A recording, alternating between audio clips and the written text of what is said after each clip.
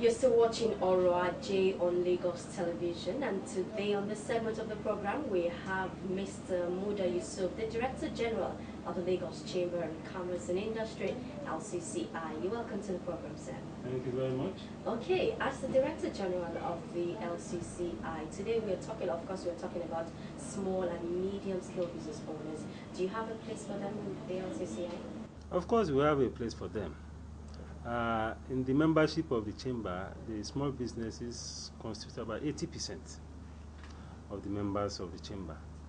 And that is also a reflection of the structure of businesses in the economy. Because if you look at the economy and look at the structure of businesses, in terms of number, the SMEs constitute over 90% of the businesses in this economy. And that also goes to underscore their importance in the economy, importance in various ways, in the area of job creation, poverty alleviation, income for people, equity in income, quite a lot of impact.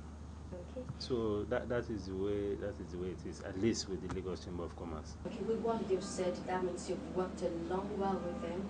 And going through all these small and medium-scale businesses, what are their major challenges? Well, their challenges are many.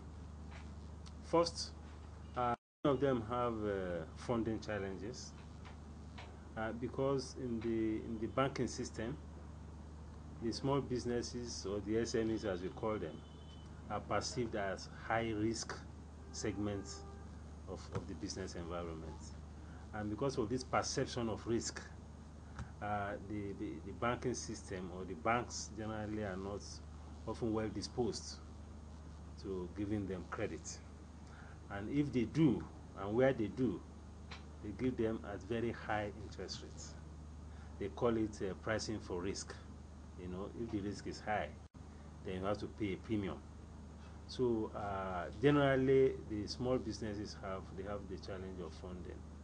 And even the microfinance banks that were set up to fill that gap, they have tried a bit, but again, the cost of funds, even for the microfinance bank, is very high. For many of them, they give credit at as high as 5% per month, 6, 7, or even 8% per month. But the challenge remains that the cost at which they give credit to small business is still very high. For most of them, they talk of 5%, 6%, or 7% per month. If you annualize that is quite outrageous. You are talking of 60% or even 70% per annum. That is quite high. And they also have the challenge, of course, of access to credit, because most of the time, particularly with the conventional banks and even some microfinance banks, they also demand for collateral. And many of the small businesses don't have the collateral to give. So there is quite a big challenge with regard to funding. And that is why you find a situation where most of them run on either savings that they have been able to make, or support from their spouses, or support from family members, and so on. That is how they finance their business. And some of them also rely on what we call suppliers' credit. This is taking products on credit from those who supply them. They sell the products, they take their own profits, and return the costs to those who supply them. That is the way some of them sustain their businesses with regard to finance. So there is quite a lot to be done with regard to improving the financing system for the small businesses. Okay, with the kind of economy we're on in Nigeria, how well do you think they can thrive? Well, they have multifarious challenges, and these things have been affecting their ability to survive. I mentioned the issue of funding. There is also the issue of infrastructure. Infrastructure, if you take power, for instance, for most of them that are in service sector or that are in small-scale manufacturing, the power situation is a very frustrating situation. It's a nightmare. And that is why the mortality rate for many small businesses is very high. Well, they set up the business, they run for 1 or 2 years, and they die off. As we speak, the cost of diesel is about a threshold of 170 naira per liter. You know, and a few months ago we were talking of maybe 100 naira or less than 100 naira per liter. You know, all these affect the operating costs. It affects production costs, and to the extent that as a business person you cannot transfer the cost to your consumer, then the business itself is endangered. So infrastructure is a very big issue with many small businesses. Then issue of even transportation, because for many of them there's a lot of distribution components in their businesses. They have to move products either within the city or across the states, and with the fact that the rail system is not functioning, they have to move products. Most of the roads are bad, and the cost of transportation is also very high. You know, that is also a big issue, both for those in manufacturing and those in distributive trade. It's even worse for those in agriculture, because most of them operate in rural communities. So if they harvest their products, the challenge of transporting their harvest to the marketplace is a very big issue. And that is why you have a situation where what we call the farm gate prices are so ridiculously low, and it affects the rewards to investment in agriculture. So for small-scale business, also in agriculture, there's a very big problem. Then there's also a problem in agriculture of what we call the value chain. If you have a situation where farmers produce and there's no capacity for them to either preserve, store, or process, then you have the risk of many of those products going bad. So these are issues these are the challenges that small businesses face in agriculture, in manufacturing, in services, and in distributive trade.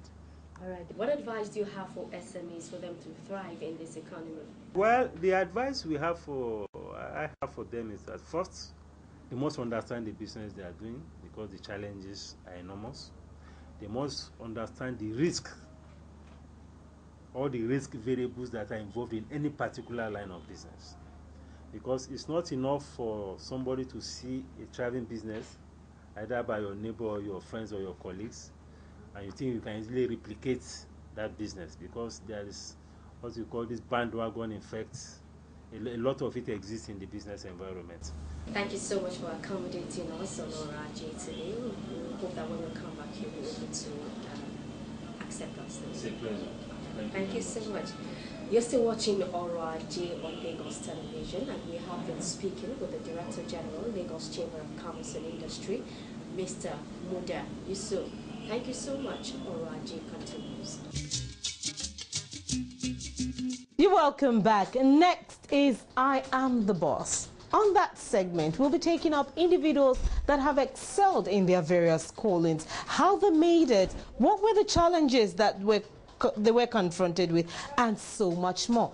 And of course, they'll leave you with that encouraging word that you can also make it. Please come with us. My name is Jude Okpala. My first degree is in civil engineering, and the second degree in management in business administration. I oversee this company called Shell Limited, and what we do here is precision engineering and metal component manufacturing. Our company is a provider of service to bigger organizations that are into manufacturing processing. We produce metal components that are used by other organizations in bigger activities. I started by managing a company that I was doing a similar activity, and when I left, I decided to set up this company doing same activity but in a more modern form. We started in the early 2000, and it's been very, very difficult. As you know, those that play on our own level these days have a difficult time surviving. As you can see here, every day we try to improve on our activities so that we can compete globally. And in doing that, it means that we need to continuously refine our process method. We need to continuously add machines. The problem we have is that we can only do this through organic growth. In other words, it is only when we make profit that we have the right priced fund to be able to buy machinery. So our major activity is actually being able to source funds to increase our activity and to employ more hands. We can't go to, at our own level, it is difficult for us to go to the bank and obtain loans. As you know, when you go to the bank, the first thing they ask from you is the collateral. And the companies that play on island level always have the problem of security. And also we have the problem of cost of fund. We can't go to the bank where the bigger organizations borrow from to also borrow. So number one problem we have is availability of fund, the right fund, the cost of it. Thirdly, we have space constraint. As we continuously grow, as you can see here, both finished goods and raw materials and machine all in the same area. As you also know, that's not good for industrial setup. So we have space constraint. In a place that we are in, we aspire to grow and be able to move to bigger space, to be able to employ more hands. But that has continuously been a challenge. Today, our strength, the staff strength has grown to about 15.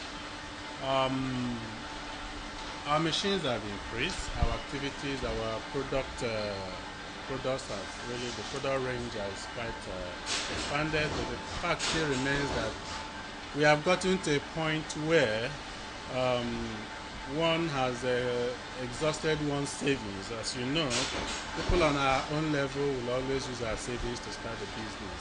It gets to a point when you exhaust that, you cannot bring in more people, neither can you buy more machines until you get an external support, and that's where we are today. Through the years, we have grown organically though, and today we are where we are today, and by the special grace of God, we have grown to this point where you can see I am the boss.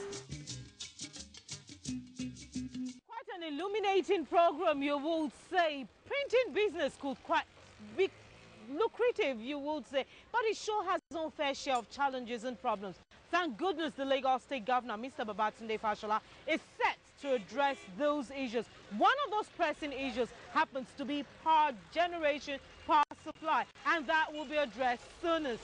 Well, it has been a very wonderful program. I'm still on Akeju Street and I'm still going to see some printers. I have a few printing jobs to do today. And of course, ensure next week you join us on this program, Oraje, doing business in Lagos. Continue to do business the clean and right way. Have a wonderful time. Bye-bye.